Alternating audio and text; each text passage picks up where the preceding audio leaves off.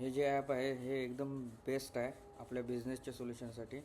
ह्याच्यामध्ये डॅशबोर्ड आहे, expenses tracker आहे, त्यानंतर वेंडर्सची पेमेंट मॅनेजमेंट आहे, त्यानंतर मॅनेजमेंटमधनं आपण लेजर्स वगैरे क्रिएट करू शकतो किंवा डिलीट करू शकतो. आणि हा एडिटर पॅनल आहे, हा एंड युजर्सचा काही यूजचा नाही आहे. ठीक आहे, तर आपण एक एक स्टेप बाय स्टेप बघूया. आता इथे मी काय घेतलं तर माझे जे बिझनेसचे खर्च होणार आहेत ते कुठच्या बँकेतून, तर कॅशमधनं होत असेल किंवा अजून ICICI बँक असेल तर किंवा बँक ऑफ इंडिया असेल तर इथनं आपण ती बँक क्रिएट करू शकतो. आता मला कॅशमध्ये फंड टाकायचा आहे तर मी इथे ॲड केलं आणि सोर्समध्ये गेलो आणि इथे मी कॅशमध्ये घेतलं आणि मी इथं 50,000 ॲड केले आणि इथे तारीख पण घेतली. त्यानंतर इथे काय डिस्क्रिप्शन वगैरे टाकायचं असेल तर ते, त्यानंतर ॲड. तर इथे बघा दिसायला लागलं की टोटल अवेलेबल फंड किती आहे, तर आपल्याकडे 50,000. तसंच मी काय करतो तर ICICI बँकमध्ये पण फंड ॲड करतो. समजा मी इथे घेतलं, सगळीकडे मी 50,000 घेतो म्हणजे आपल्याला हिशोबासाठी सोपं पडेल. ठीक आहे, म्हणजे इथे अवेलेबल फंड किती झाला तर 1,00,000.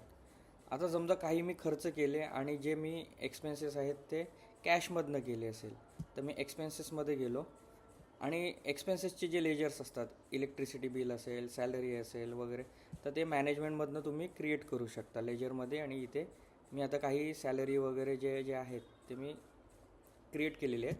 आता एक्सपेन्समधनं मी एंट्री करतो. इथे वरच्या साईडला जे आहे ॲड त्याच्यावर मी क्लिक केलं.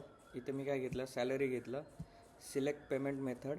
त्याच्यामध्ये बघा इथे दाखवतो आहे कॅशमध्ये तुमच्याकडे आहेत 50,000, त्यातले समजा आपण 20,000 दिले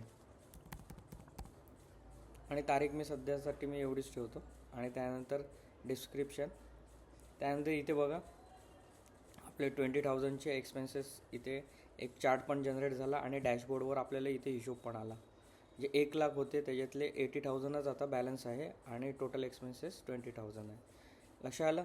तर तो काय करतो, एक्सपेन्सेस तुमच्या बॅलन्समधनं जी अमाऊंट आहे ती बरोबर कट होत जाते.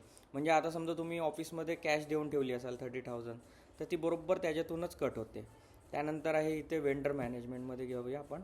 आता मी इथे काही वेंडर्स क्रिएट केलेत, अमित आहे, हेमंत आहे, फॉर एक्झाम्पलसाठी. आता समजा मी रेकॉर्डमध्ये गेलो आणि इथे मी समजा हेमंत नाव सिलेक्ट केलं आणि त्याच्याकडनं उधारीवर खरेदी केलं.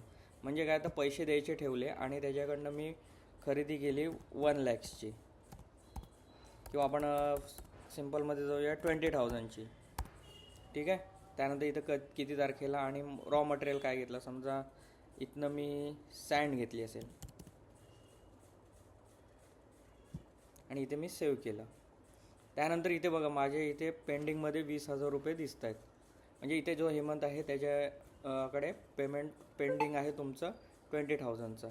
आता समजा तुम्ही त्याला आता तुमच्या बँकेत किंवा कॅशमधनं, आता आपण कॅशची केली, आता बँकेतून आपण काय करूया, त्याला 10,000च देऊया. म्हणजे त्याच्याकडे किती शिल्लक राहिले पाहिजेत, वेंडरकडे 10,000 पेंडिंग दिसलं पाहिजे आणि तुमच्या जे बँक आहे त्याच्यातून 40,000चा बॅलन्स दिसला पाहिजे इथे. आणि इथनं 10,000 लेस होऊन इथे 70,000. म्हणजे हे इफेक्ट्स येत आहेत की नाही हे पण बघूया आपण. ठीक आहे. मग आता मी वेंडर्समध्ये गेलो, त्यानंतर रेकॉर्ड परचेसमध्ये गेलो.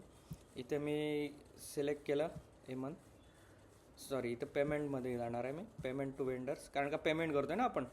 त्यानंतर इथं मी हे केलं जो वेंडर आहे त्याला. त्यानंतर ICICI बँक घेतली आणि इथे अमाऊंट घेतली मी 10,000ची आणि इथे तारीख मी सध्यासाठी तेवढीच ठेवतो आणि इथे कन्फर्म केलं. इथं दिसतंय 20,000 पेंडिंग होतं, त्याच्यातले 10 पेड केले, त्याच्यामुळे आता पेंडिंग किती दिसते तर 10,000. त्यानंतर इथे आपण डॅशबोर्डवर येऊया. तो टोटल तुमच्याकडे फंड अवेलेबल आहे 70,000 आणि टोटल एक्सपेन्सेस झाले तुमचे 50,000चे आणि कॅश अवेलेबल आहे 30,000. म्हणजे तुम्ही ज्या वेळेला आपण पेटी कॅश देतो आपण ऑफिसमध्ये वगैरे, तर त्याचा पण हिशोब अगदी 10-10, 20-20 रुपयापासून सगळं तुमच्याकडे इथे मेंटेन राहत जाईल. आणि हा प्लस पॉईंट काय आहे तर ह्या ॲपचा नुसतं हा सिंगल स्क्रीनवर नाही चालत, तर समजा हा युजर समजा मोबाईलवर यूज करत असेल तर त्याच्यावर पण हा चालतो.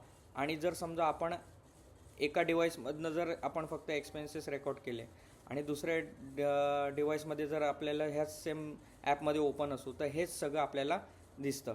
फक्त आता काय होतं की कोणी येऊन आपली एंट्री डिलीट करू शकतं. तर आता मी इथे काय करतो तर एक्सपेन्समध्ये जाऊन एंट्री डिलीट करायचं दाखवतो मी. आता समजा एखाद्याने डिलीट करायला गेला तर इथे त्याला सिक्युरिटी